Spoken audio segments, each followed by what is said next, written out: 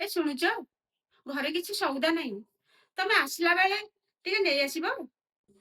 ଆରେ ଗୋଟେ କାମ କର, ତମେ ପଇସା ନିଅ, ଯାଇକି ସଉଦା ଧରି ପଳେଇ ଆସିବ। ହଉ।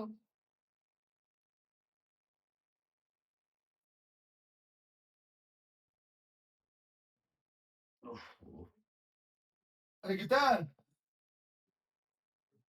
ଆରେ ଆସିଗଲା ତମେ।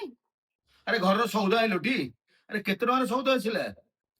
ଚାଉଳ 5 ଟଙ୍କାର ଆଣିଲି, ଆଉ ଅଟା 300 ଟଙ୍କାର ଆଣିଲି, ଆଉ ତେଲ 200 ଟଙ୍କାର ଆଣିଲି, ଆଉ ଆଳୁ ପିଆଜ ମସଲା ମସଲି 2500 ଟଙ୍କାର ଆଣିଲି।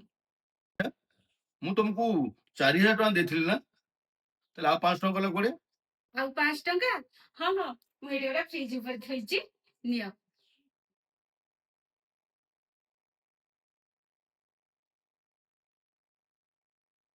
ଆରେ ଶୁଣୁଛ, ଆରେ ମୁଁ ନା ଖାଇବା ପାଇଁ ପିଜ୍ଜା ଅର୍ଡର କରୁଥିଲି।